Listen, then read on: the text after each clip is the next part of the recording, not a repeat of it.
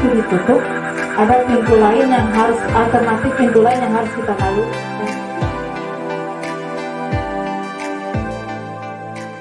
Bismillahirrahmanirrahim. Assalamualaikum warahmatullahi wabarakatuh. Kembali lagi dengan saya Alfian Mato dengan teman-teman. Ada tim atau kru dari Pojok Perjuangan, Ahmad Akuba, ada Ismail Uno, ada Aslan Hamzah, ada Alex Sinta, teman-teman yang lain yang berada di luar sana. Baik, pada malam hari ini kita bincang-bincang tentang banyak hal terkait persoalan kehidupan yang dihadapi oleh Ibu Lismawi.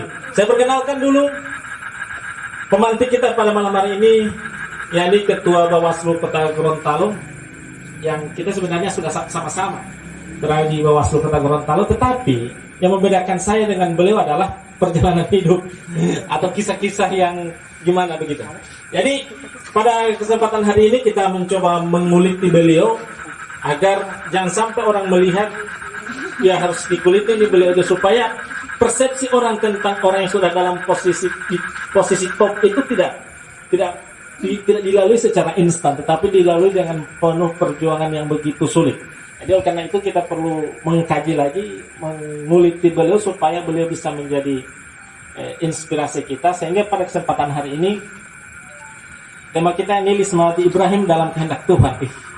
Artinya berarti ada kehendak dia yang Tuhan tidak kehendaki, yang ketika dia menghendaki Tuhan tidak kehendaki, sehingga terciptalah kehendak Tuhan itu sendiri. Nah, bagaimana kehendak Tuhan dalam kehidupan Ibu Lismawi ini? Karena itu saya serahkan kepada beliau. Beliau ini adalah perempuan di Kota Gorontalo yang juga seorang petarung, fighter ya, yang bisa dikatakan pendekar begitu. Karena dari perjalanan hidup beliau di umur yang relatif muda, beliau sudah menjadi penyelenggara. Penyelenggara pemilu itu pertarungan yang sangat kompleks, yang sangat ribet dan sangat menakutkan. Tetapi di umur yang relatif muda beliau sudah menjadi anggota KPU Kota Gorontalo. Seterusnya, nah beliau akhirnya menjadi Ketua Bawaslu Kota Gorontalo yang kita sama-sama bergelut di bidang itu. Nah, ini ada hal yang pokok yang ingin saya tanyakan sama Ibu Lismawi ini. Kira-kira apakah ada hal yang sangat mendasar yang Ibu ingin kehendaki, tetapi ternyata itu tidak sesuai dengan kehendak ilahi, ya, begitu, kehendak alam semesta atau kehendak Tuhan? Misalnya saya suka A, ternyata B, ya, begitu. Kira-kira ada tidak seperti itu dalam kehidupan Ibu Lismawi? Silakan.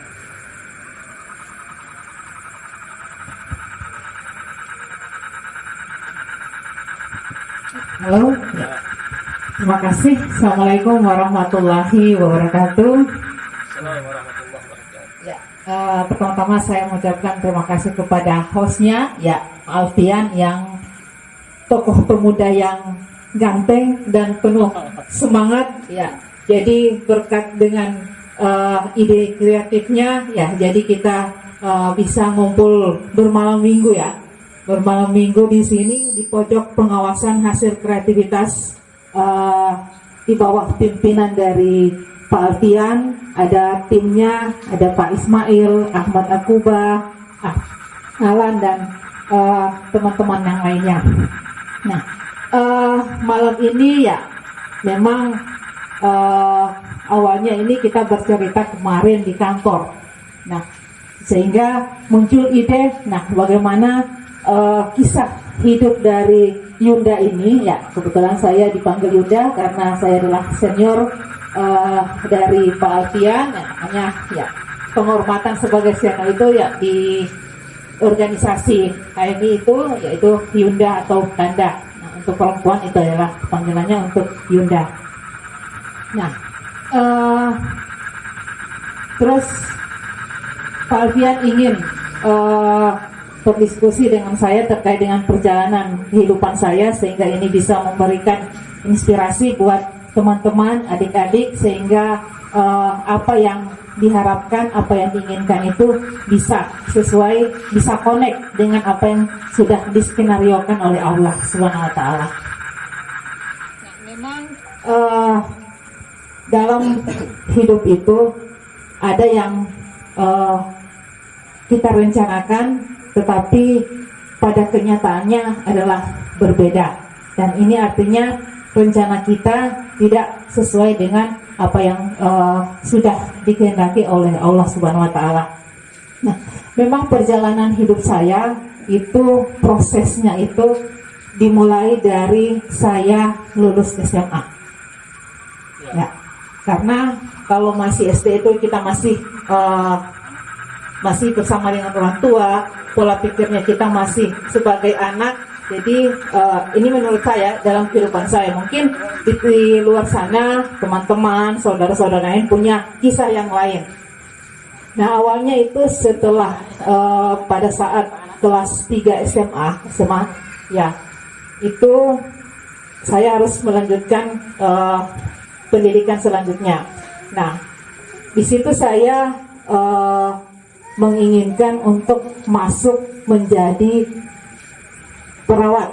Jadi ingin sekolah melanjutkan di Akper, Akademi Keperawatan. Bergengsi berarti, Ya. tempat yang bergengsi.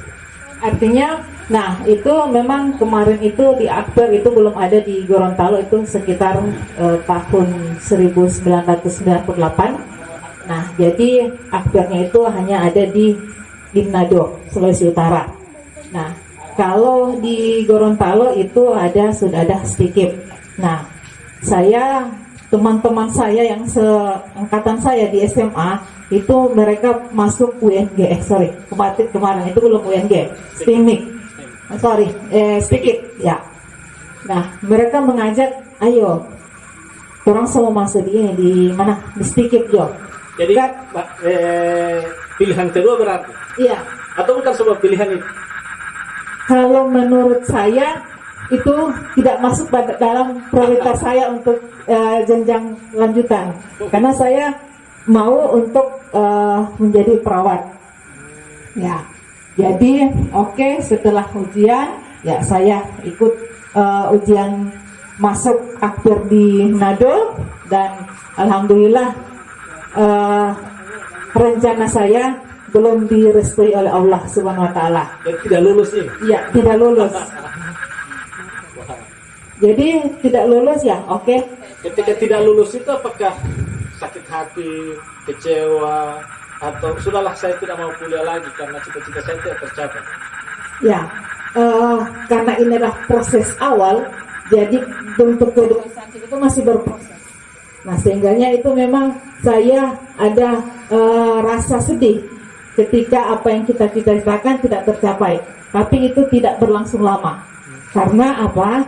Nah, ketika kita larut dalam kesedihan, nah kita tidak bisa berpikir yang positif. Ke depan ini kita akan jadi apa? Kalau kita hanya larut dalam sedih. Nah, saya langsung putar otak. Oke, terpaksa ini mungkin rencana Tuhan, saya harus masuk di STIKIP. Nah, disitulah proses kehidupan yang saya lalui. Nah, saya masuk di STIKIP tahun 98. Tahun 98 terus baru teman dengan kakak senior yang HMI, yaitu ada Pak Sumarjo. Nah, jadi berkat mereka saya diajak untuk ikut organisasi HMI. Nah, HMI, nah kemudian berlanjut pada semester 6. Nah, itu saya menjadi pengurus BEM. Nah, pengurus BEM.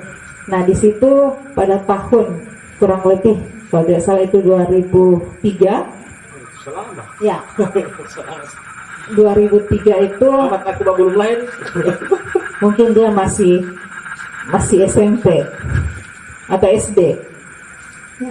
Jadi saya masuk jadi pengurus BEM. Nah, kebetulan ada perekrutan anggota KPU, dan itu adalah perdana Komisi Pemilihan Umum dibentuk di kabupaten kota. Nah, saya direkomendasi oleh ketua BEM. Ya, kebetulan pada masa itu ketua BEM-nya adalah Muslimin. Nah, sekarang beliau sudah menjadi pejabat yang ada di Kemenpora. Ya. Nah, jadi dari situ saya masuk. Jadi saya itu berumur 23 tahun. Sudah. 23 tahun dan memang teman-teman itu sudah, teman-teman yang kuliah saya, kelas angkatan saya, itu mereka sudah mulai ancang-ancang menulis skripsi. Nah, sempat saya dilihat kok sibuk tidak urus skripsi. Saya bilang, ya saya mau masuk dulu di KPU. Baru bilang, teman-teman bilang, iyalah. Ya, ada yang bilang, oh iya, silakan, bismillah saja. Ada teman-teman, insyaallah, selesai dulu skripsi, baru mau masuk. Bilang pokoknya, ini adalah peluang, coba dulu. Ketika ada peluang, kita coba dulu, lulus atau tidak, itu urusan belakangan. Karena kesempatan itu tidak akan datang kedua kali. Nah, jadi saya ikut, saya melihat peserta-pesertanya ini ya senior-senior. Itu ada almarhum Pak Latif Tome, ya itu sudah almarhum ya. Pada saat itu umurnya itu kurang lebih 60-an. Ya, terus ada Pak Herman Rahim, ya, jadi senior-senior saya. Jadi saya dengan masih di bawah umur dari mereka, ya masih saya, balita. ya masih balita ini. Tapi saya bismillah saja. Ya, saya ikuti proses dan alhamdulillah saya lulus menjadi anggota KPU Kota Gorontalo periode 2003 sampai 2008. Jadi begini, masuk akper tidak lulus, masa sedikit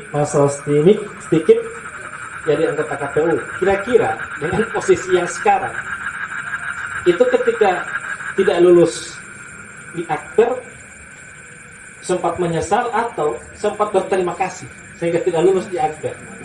Nah, jadi hikmah dari itu artinya di sini saya melihat bahwa ketika satu pintu ditutup, ada pintu lain yang harus alternatif, pintu lain yang harus kita lalui, dan itu yang sudah direncanakan oleh Allah dan kita harus ikuti. Jadi berterima kasih tidak lulus waktu itu. Iya, ada hikmahnya. Jadi di sini kita punya pikiran positif. Ya. Ya, karena ketika kita sesuatu yang kita inginkan tidak tercapai, jadi kita jangan terlena dengan pikiran negatif, kita bangkit dengan pikiran positif. Pasti ada hikmahnya ini. Pasti Itu ada. karena posisi sekarang sudah jadi ketua Bawaslu ya. Bayangkan kalau waktu itu kalau lulus di akper pasti tidak jadi Iya. ketua Bawaslu. Dan juga itu ketika misalnya kalau saya lulus di akter, itu saya mungkin tidak bertemu dengan pasangan hidup saya. Wih, keras. Iya.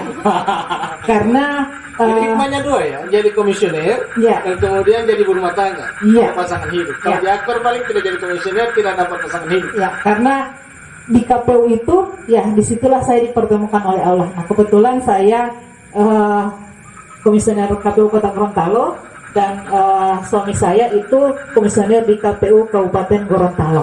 Nah, jodoh kami bertemu di penyelenggara. Oh, keras. Jadi begini, dengar itu amat takubar. Jadi sebenarnya ini grand design zone kalau begitu. Apakah Ibu Ketua ya, sesuatu Ibu Ketua pada saat tidak lulus itu, apakah menjalani hidup dalam keadaan terpaksa atau dalam keadaan ikhlas saja, atau sudah mengalir saja ini hidup santai saja?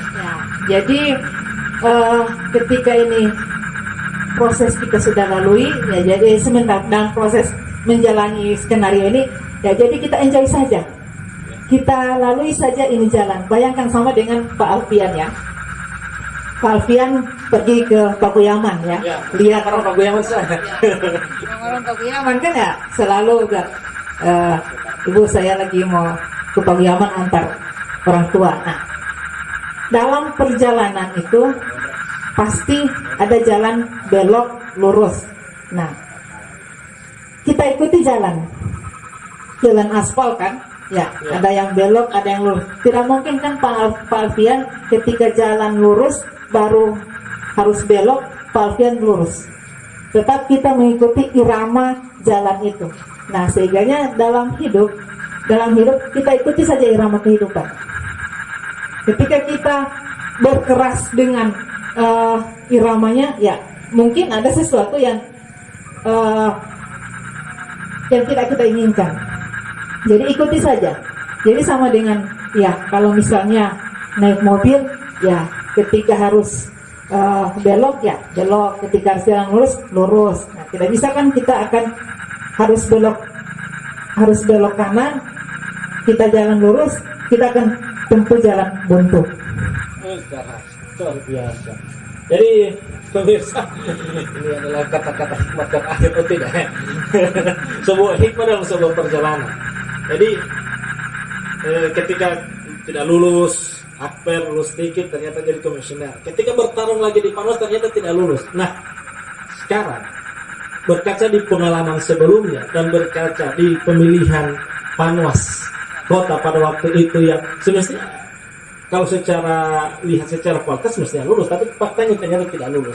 Nah, bagaimana Ibu Ketua itu, Ibu Lismawi menyeimbangkan antara pertentangan batin begitu, antara semestinya kita lulus, tapi ternyata tidak lulus, apalagi yang terjadi. Nah, bagaimana itu Ibu Ketua menanggapi kenyataan itu? Iya, sepakat sekali dengan Pak Alfian tadi mengatakan apalagi rencana aula ini, ketika yang saya mau tidak lulus pasti akan apa. Jadi oke, saya karena irama hidupnya saya nikmati saja dan nikmati saja. Nah, ketika saya tidak lulus ya kebetulan saya sebagai ASN di Kota Gorontalo. Nah, ketika tidak lulus saya kembali ke jabatan saya sebagai ASN, status saya sebagai ASN. Nah, di situ saya jalani lagi proses kehidupan yang pasca saya menjadi anggota Panwas. Nah, di situ ada hikmah yang saya peroleh. Nah, pada proses itu memang saya ada kesempatan untuk mengurus kenaikan pangkat. Jadi hikmahnya lagi, iya. Jadi tidak sia-sia tidak lulus itu berarti. Iya. Ada jalan-jalan yang Allah rencanakan. Jadi saya pada saat itu ketika saya tidak lulus, saya di Diknas ya, kembali ke Diknas. Nah, memang pada saat itu saya golongan 3B. Tapi dengan proses yang ada ketika saya harus transisi, ya itu kesempatan saya untuk mengurus kenaikan pangkat saya. Jadi dari 3B menjadi 3C. 3C. Iya. Bayangkan kalau waktu itu lulus, berarti pangkat lagi tidak mentok di 3B. Iya.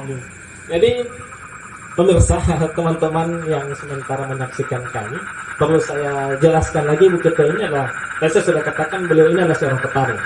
Pilkada 2000 berapa ya?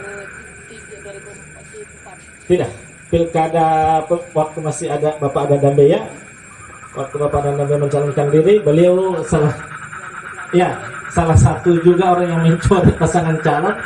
Pemilihan pilkada berikutnya beliau juga mencoret pasangan calon, tentu secara objektif, tidak subjektif, berdasarkan regulasi. Tentu banyak juga yang dirasakan pada waktu itu. Mencoret pertama, yang kedua juga mencoret yang kedua. Jadi Ibu Ketua ini kompleks, semua dia coret, tapi secara regulasi. Apa Ibu Ketua rasakan pada waktu itu? Tentu politik ini kan pergolakannya tinggi sekali. Ketika mencoret, apa yang terjadi pada waktu itu? Jadi ketika tahun 2013 saya menjadi anggota KPU ya, kebetulan itu kami PAW, saya, Pak Erman, Pak Yusrin, almarhum Pak Maah.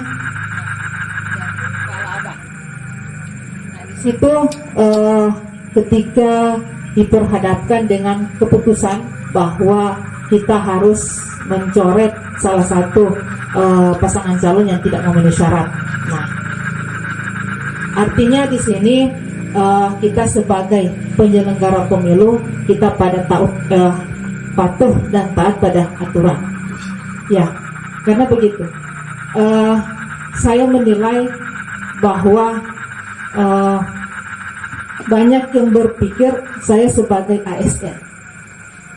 sebagai ASN, nah jelas mungkin ya pikiran orang saya mungkin berpihak pada incumbent karena status saya sebagai ASN. Tapi ini karena jabatan saya sebagai komisioner, kita harus menjaga integritas. Di sini ketika kita harus pleno, nah kita harus pleno untuk menentukan apakah calon ini memenuhi syarat atau tidak. Nah, di situ sesuai dengan pertimbangan-pertimbangan regulasi-regulasi yang ada, nah kita melakukan pencoretan. Nah, terus pada masa pencoretan itu pada sore hari itu kejadian pencoretan. Nah, pada malam hari itu memang gejolak itu demo itu ada, tapi kita tetap sama-sama tetap solid untuk apapun yang terjadi kita tetap teguh pada aturan karena untuk sebagai penyelenggara itu modalnya itu adalah integritas. Kalau soal ilmu itu kita bisa pelajari, tetapi soal integritas itu tidak dapat kita pelajari, tapi kita ambil dari pengalaman-pengalaman, dan itu akan menguatkan sebagai kualitas diri seseorang. Integritas. Jadi tetap takut juga ternyata. Ya? Tetap takut. Ya. Kita bismillah saja. Ganti ketua. Ya, bismillah saja. Memang ya konsekuensi ketika kita diperhadapkan, jadi ada yang pro dan ada yang kontra. Nah, di situ kita teguh pada aturan. Siapapun dia, ketika kita harus diperhadapkan dengan aturan, ya bismillah saja. Jadi mencoret dan tidak mencoret ini kan terkait nasib orang. Pasca itu kira-kira apa hikmah yang bisa diambil? Misalnya ada pelajaran apa ini? Bayangkan kalau saya tidak coret itu, kira-kira saya bagaimana? Saya coret, kira-kira saya bagaimana? Kira-kira bagaimana itu betul? Nah, ketika tidak, tapi ini bukan pilihan kita. Kalau saya mencoret akan jadi apa? Ketika saya tidak mencoret akan jadi apa? Itu bukan satu pertimbangan. Pertimbangan kita adalah regulasi, aturan. Ya, kita sudah diikat oleh sumpah.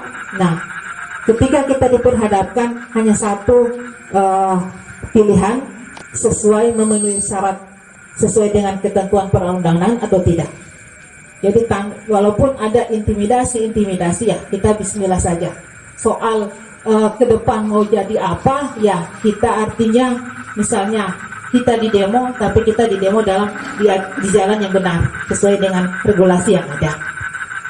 Nah, memang setelah pas pencoretan itu, nah saya malamnya itu KPU provinsi datang di KPU kota, di kantor KPU kota, dan kami diundang pasca ya. Jadi siang kita mencoret, malamnya kita dikumpulkan oleh KPU provinsi di kantor KPU kota. Nah, saat itu juga saya terima berita dari salah satu KPU provinsi ya. Beliau menyampaikan ya, kebetulan yang menyampaikan itu ya Pak Ferry Yanto Majuar. Nah, beliau menyampaikan Ibu Ismawi ditarik pasca pencoretan. Ditarik? Ya, ditarik ya. Di awal lagi? Ditarik rekomendasinya? Bukan, ditarik saya harus kembali, dicabut rekomendasi saya untuk menjadi anggota KPU, sehingga saya harus off kembali ke Diknas. Nah, malam itu juga ya saya langsung menyampaikan saya siap. Saya siap. Jadi apapun konsekuensi itu kita harus hadapi. Setiap pilihan itu pasti ada konsekuensi. Dan kita berpikir bahwa kita harus memilih pilihan yang tepat. Apapun konsekuensinya kita harus kuat, tetap siap menerima apapun konsekuensi yang ada. Jadi mencoret ditarik. Tentu ada pergolakan batin. Pergolakan batin apa yang Ibu Ketua rasakan waktu itu? Atau minimal sudah dalam keadaan terpuruk lah. Tidak juga terpuruk, tapi apa poli ini? Apa poli yang harus terjadi? Apa poli Tuhan mau ini sama saya? Ya. Nah, ketika diperhadapkan lagi ke momen seperti itu, kejadian seperti itu ya, saya langsung berpikir pada pikiran yang positif saja. Pasti ada hikmahnya. Jadi saya ikuti saja. Ketika ini mentok ya, jalan yang ada ya kita ikuti. Kita ikuti. Mungkin ada hikmah lagi di balik ini.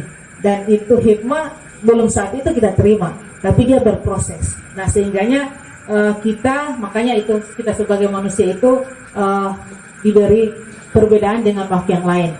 Apa terletak pada pikiran. Nah, dengan pikiran, akal pikiran itu kita mencerna apa ini maksud Allah yang diberikan, skenario apa lagi yang ini, sehingga pikiran positif itu yang akan mengacu kita untuk tetap tenang, enjoy dengan apapun keadaan yang kita alami. Jadi dengan segala persoalan yang ada, Ibu Ketua selalu memahami bahwa Allah itu baik sama kita, begitu. Tuhan itu baik sama kita, walaupun dengan cara yang tidak baik. Kira-kira begitu. Kembali kita pada makna dari surah pertama Al-Fatihah. Jadi Bismillahirrahmanirrahim, dengan menyebut nama Allah yang Maha Pengasih lagi Maha Penyayang. Jadi skenario yang kita jalani ini adalah skenario yang diciptakan oleh Allah dengan penuh kasih dan rahman-Nya. Jelas itu ada kebaikan-kebaikan pada kita. Tapi kalau kita skenario yang kita rencanakan, nah kita tidak tahu ada akibat dan sisi buruknya ini. Nah, kita saja percaya bahwa Allah itu tidak akan memberikan keburukan pada umatnya. Nah, jadi disitulah yang membangun motivasi saya.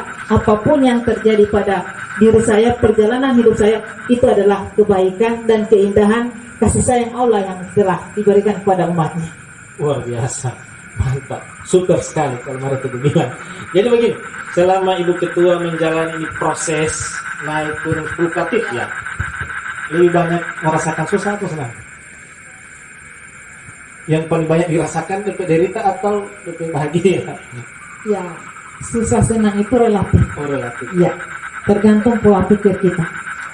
Walaupun susah, tapi kita enjoy, itu akan menjadi sesuatu yang kesenangan. Biarpun susah ya. Iya. Jadi begini, banyak juga kasus-kasus begini. Teman-teman atau adik-adik kita mau di PMI, mau di UNM, mau di PMI, mau di GMMI, ini kan kader-kader militer lah. Tidak bisa diragukan ini orang-orang ini. Tangguh semua ya. Tangguh semua. Ya. Petarung memang. Ya. Jadi cuma kan kadang-kala mereka selalu, namanya juga orang ini kan selalu stres. Apa yang mereka inginkan tidak sesuai dengan harapan. Akhirnya orang memilih, sudahlah, saya pasrah, saya rela. Akhirnya misalnya ada yang ketika dia lulus, dia ingin masuk tentara, ternyata tidak, orang tuanya tidak mau. Akhirnya dia sudah diam saja, santai saya di rumah, tidak jadi apa-apa. Kira-kira bagaimana itu? Pesan apa yang mau disampaikan sama mereka supaya dengan pengalaman hidup ini yang begitu susah, para santun kemudian betul baik. Kita tetap objektif begitu, tetap berbaik sangka kepada Sang Pencipta. Nah, kira-kira bagaimana itu betul? Nah, jadi saya menyampaikan ya saran buat adik-adik dan teman-teman yang ketika cita-citanya, rencananya sudah disusun rapi, nah ternyata tidak tercapai, nah jangan stres. Nah, stres itu justru kita akan menjadi terbelakang, kita tidak akan maju. Kita harus punya semangat dan ubah pola pikir kita. Yang membuat kita itu susah, senang itu tergantung pikiran. Kalau pikiran kita bawa ke pikiran yang positif, ke pikiran yang baik, itu pasti walaupun kita sedih, orang akan melihat kalau kita punya pikiran yang positif, orang akan melihat, ih, ente ini senang-senang terus ya. Jadi mereka tidak tahu ada kebatinan yang terjadi di dalam jiwa kita, tapi dengan pikiran yang positif, ya itu semua akan kita lalui. Nah juga ketika misalnya pintu ini teman-teman adik-adik ya teman-teman masuk di sini gagal, ada pintu-pintu lain, banyak jalan menuju Roma. Ya, satu pintu tertutup, ada pintu-pintu lain yang terbuka, dan itu gunakan peluang yang ada. Ketika ada peluang, persoalan lulus atau tidak itu urusan belakangan. Lalui dulu itu pintu-pintu itu. Nah, ketika kita masuk ini, oh ya, tidak ini, ada pintu lain yang lain lagi. Artinya di sini kita berproses. Hidup itu adalah proses. Contohnya besi itu akan berguna menjadi pisau, itu dia melalui dilas, ditoki-toki,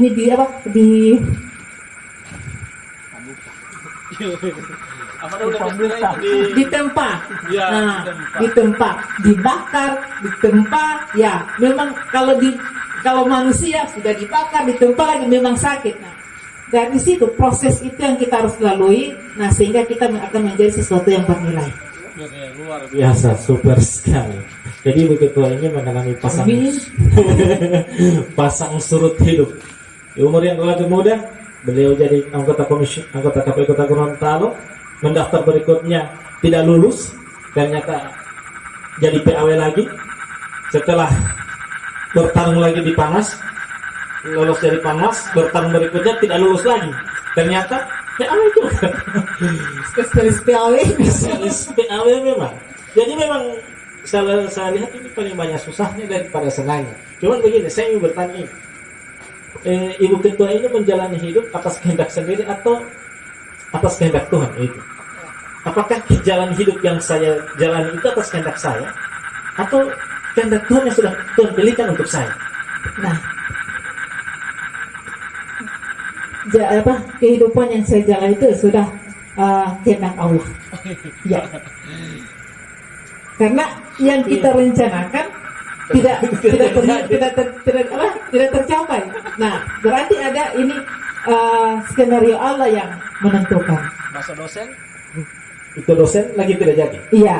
Ternyata jadi PNS. Jadi PNS. Jadi kesimpulannya bahwa proses perjuangan atau jalan hidup yang Ibu Ketua jalani adalah ada kehidupan yang Tuhan pilihkan. Begitu. Kesimpulannya itu ya. Supaya jangan salah tafsir orang melihat judul kita Ibu Ismail Ibrahim dalam kehendak Tuhan bahwa ternyata yang saya kehendaki banyak yang tidak tercapai. Yang saya perjuangkan tidak tercapai. Saya tidak lulus, KPU saya tidak lulus, ternyata jadi PAW. Panos saya tidak lulus, ternyata juga PAW. Ada maksud-maksud Tuhan ternyata di situ. Ada apa?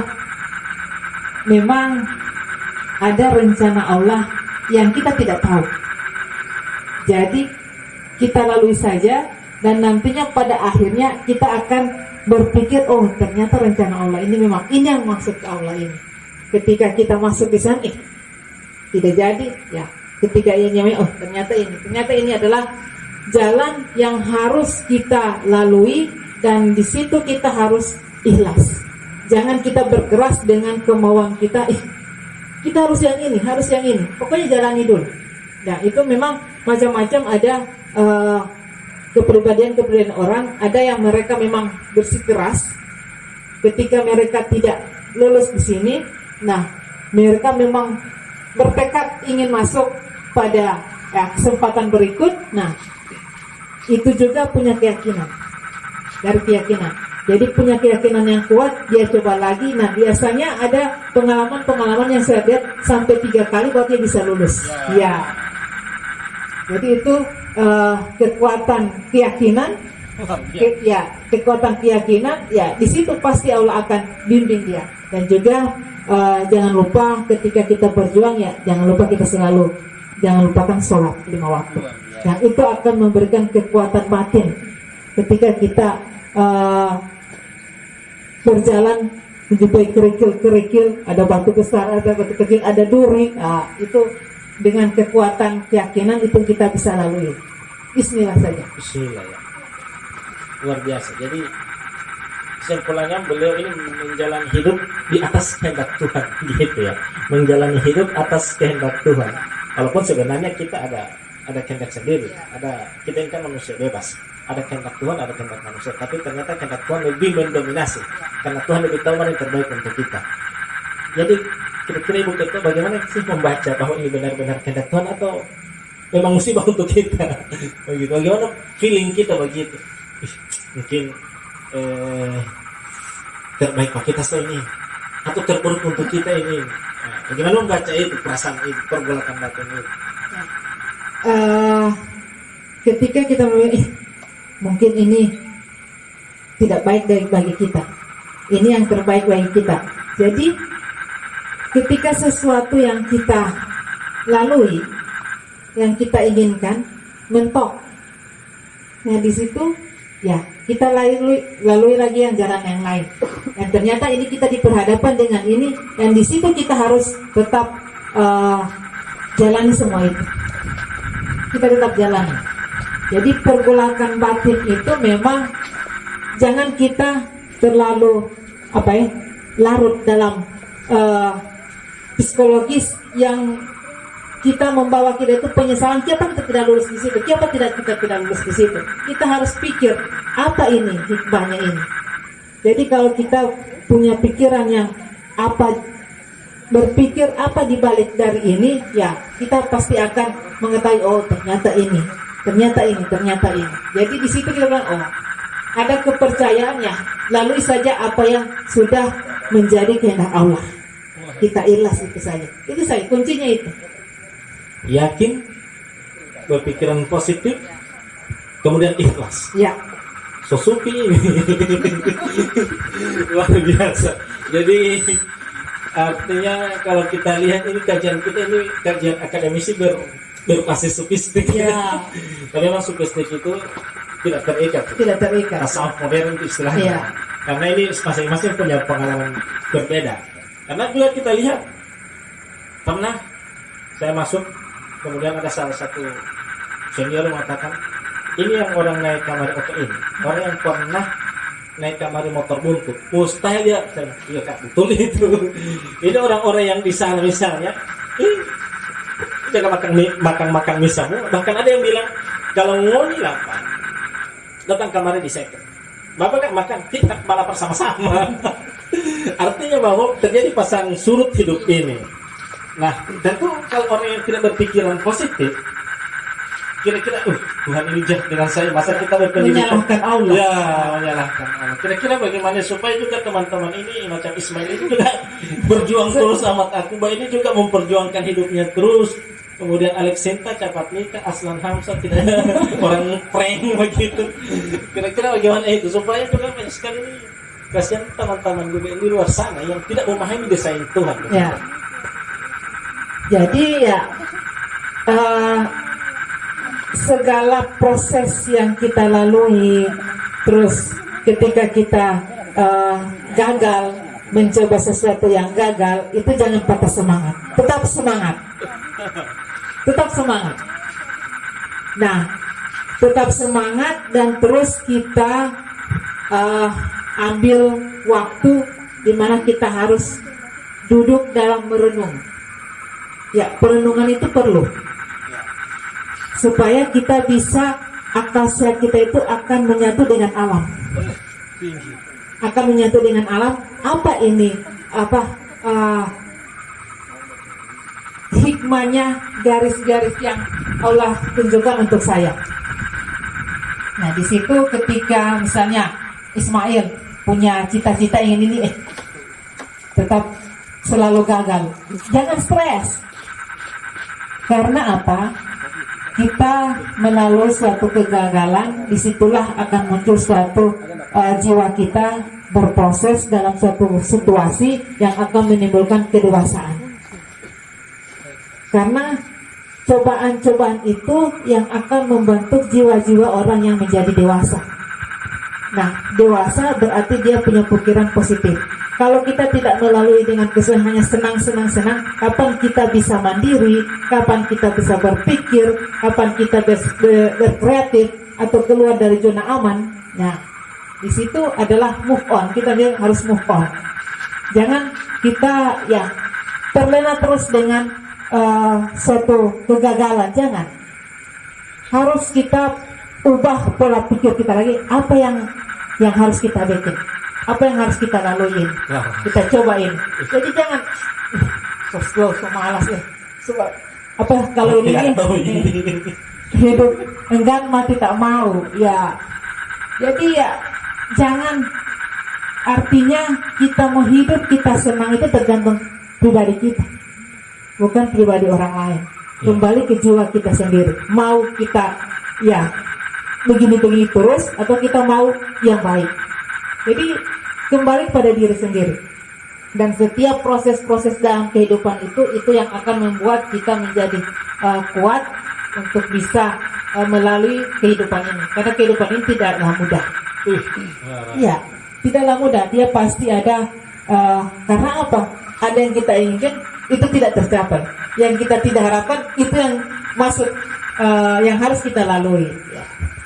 Jadi itu ya, konsisten, istiqomah, kemudian mencintai kehidupan yang walaupun tidak bagus ya, karena itu bagian dari proses pembelajaran.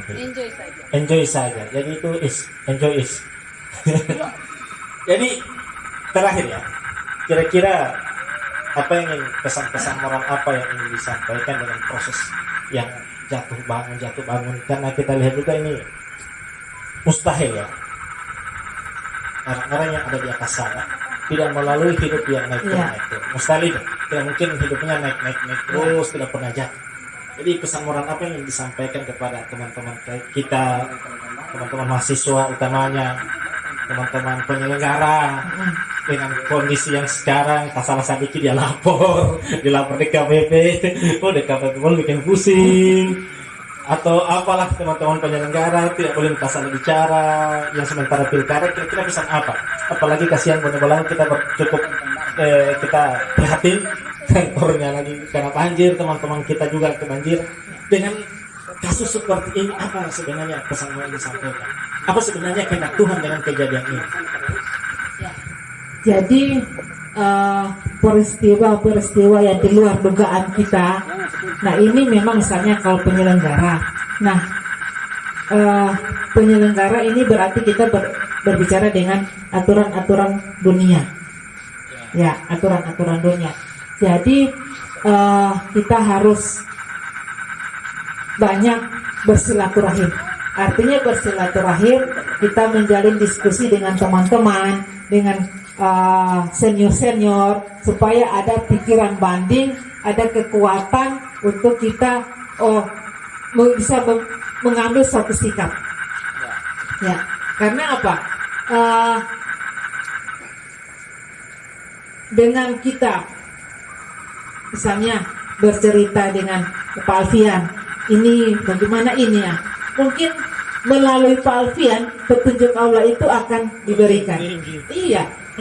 Karena kalau kita hanya berdiam diri, apa ini.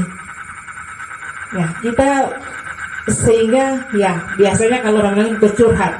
Nah, tetapi ada yang ketika kita sudah menceritakan problema ini seperti apa, nah mungkin ada saran-saran dari teman-teman sehingga ini bisa membantu kita untuk mengambil suatu keputusan. Dan juga jangan lupa tetap saya tekankan untuk tetap curhatlah dengan Allah. Ya, curhat dengan Allah melalui doa.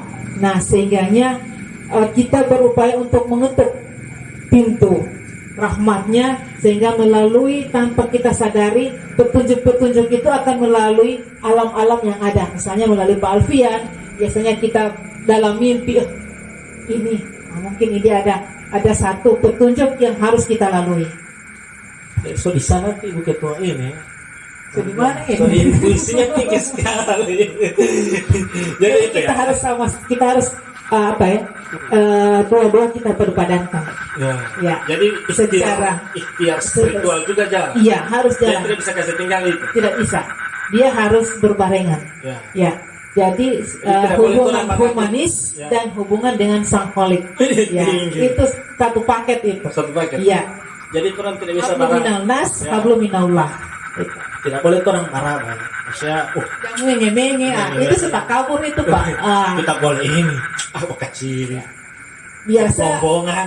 Akhirnya, bukan jilin. Tiba-tiba ketika kenyataan, tidak sesuai dengan ini kan, artinya kan, baraba dia ini, bumega dia ini. Ya. Itu artinya kalau di situ itu hilang koneksitas kita dengan yang di atas. Karena dia sudah keakuannya itu ada. Oh, jadi kasih hilang ini keakuan ini. Iya, Harus tawadu begitu. tawadu. Jadi apalagi kalau macam orang dosen bilang tadi, pengacara bertaruh, ya keluar DPKN itu, waras hubungan punya ini. Pagi ini maju bos 5 juta, di kelas teh bertaruh kalah. Ya, itu.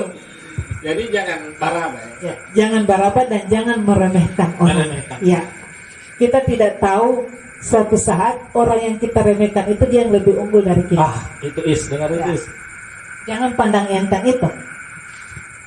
Ilmu kita bisa pelajari, uang bisa kita dapat, tapi kita jangan pandang enteng sama orang lain. Karena hidup kita ini Allah yang mengatur. Kalau pikiran-pikiran kita itu berarti kita pikiran-pikiran nafsu yang sudah jalan.